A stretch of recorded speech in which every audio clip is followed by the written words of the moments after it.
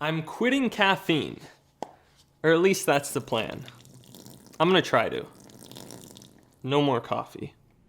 Coffee is one of the most popular beverages worldwide, with an estimated 2 billion, yes billion, cups consumed daily. College students use it to study for exams, athletes take it to enhance performance, and it's rumored that President Roosevelt drank as much as a gallon per day. I'd imagine he got a lot done, but if something seems too good to be true, it usually is.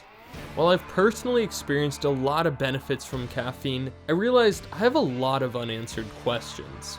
For instance, am I actually addicted? Is it improving my life or making it worse? Is it healthy or is it dangerous? And the biggest one for me, if I quit caffeine, will I ever want to go back? This could be the last cup of coffee I ever drink.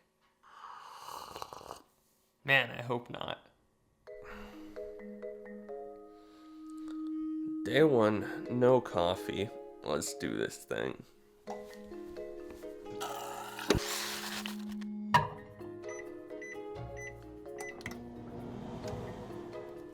So at this moment, it's been 16 hours without coffee. It's not the end of the world. It's just my favorite part of breakfast is gone. I felt a bit more tired than usual, sort of like I'd gotten an hour less of sleep, but unsurprisingly, I was able to get going and go about my work as usual. But by hour 20, withdrawal symptoms had already started to kick in. I'm falling asleep, it's harder to focus, and my headache is already coming on. I've been an avid coffee drinker for around 7 years, and I'm pretty sure in the past year I haven't gone a single day without caffeine. Recently I've been drinking 2 cups of coffee per day, roughly 200 milligrams, and the consequences of quitting were severe. I ended up failing on day 1. Normally I'd try to power through. I don't like to give up on these challenges so early, but I'm editing a video for someone else, and it's really not fair to the client if I'm not giving my all into it, if I'm half asleep, taking longer. I'm gonna be drinking some Celsius, which is a 200 milligram can. I'm gonna try not to drink the whole can throughout the day.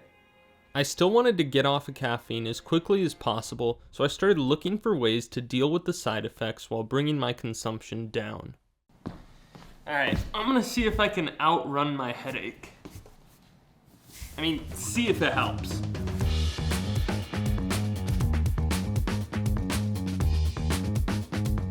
I also tried sleeping in later, distracting myself with entertainment, and accidentally took a nap during the day, waking up to a puddle of drool on my pillow. That doesn't normally happen. It was at that point that I realized I was a slave to caffeine. Not only did I rely on it for energy, but between the pain and lack of focus, it was impossible for me to get in a full day's work without it. This sucks.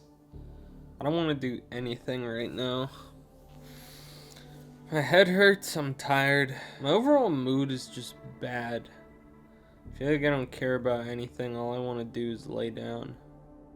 Nothing I tried provided any significant relief. It basically felt like I was sick and had no choice but to wait it out. But thankfully on day 4 things started to turn around. So far, feeling good today.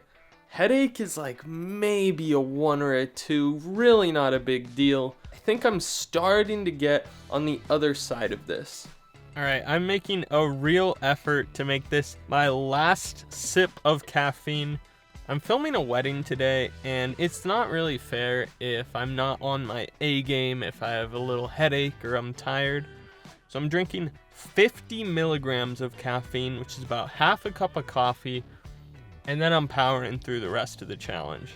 Actual last sip. By day 5, my headache was completely gone, but I still struggled with focus and staying motivated to work.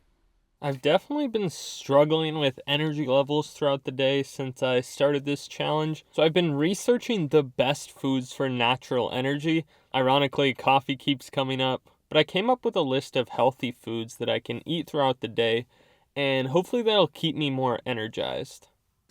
Alright, today on the cooking channel, I'm going to be making avocado toast. Never made this before, let's see if it's any good. Not bad. I'm not going to act like anything changed overnight, But as the days went on, I began to feel more and more energized. Going on runs, eating snacks like cashews, yogurt, bananas, and ensuring I got 8 hours of sleep all seemed to make small changes along with my body just adjusting. I still craved a hot drink once in a while, but substituting in a decaffeinated tea seemed to really help. Undergoing this challenge was a struggle, and it really got me wondering what kind of health concerns are associated with caffeine. The side effects were no joke, and while I'm not a medical professional at all, I want to make that clear. I researched the topic pretty heavily, and here's what I found out. Assuming you stay under the FDA recommended 400 milligrams of caffeine per day, the biggest concern is messing with your circadian rhythm. Consuming caffeine late in the day, especially before bed, can result in lower quality sleep. It can also make you jittery, increase anxiety, result in crashes throughout the day, and if you're adding sugar and cream and flavoring, that's going to come with its own set of issues. But as a whole, I couldn't find any major objective red flags, and overall black coffee is actually pretty healthy. And as far as the withdrawal symptoms, if you slowly lower your intake instead of abruptly stopping like me, you'll probably fare a lot better. So considering all that, do I want to bring caffeine back into my life? It has been 30 long days since my last milligram of caffeine, 34 days since my last sip of coffee. Here we go.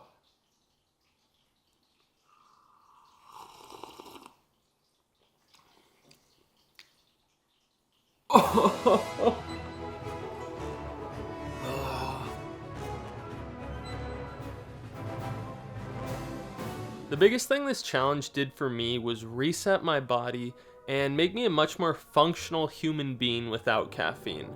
I was definitely dependent on it. Measuring and feeling how different amounts of caffeine affect me at different times of the day really helped me understand how my body works. And while I'm not quitting caffeine completely, I have been using it a little bit more strategically versus habitually. I'm currently drinking around 5 cups of coffee per week instead of around 12. The craziest part is how low my tolerance is. It's like it's my first time drinking caffeine again. It takes very little to get that real kick when I need it. I haven't been noticing crashes like I used to, and right now I feel really energized every day, better than either of the extreme ends of the spectrum.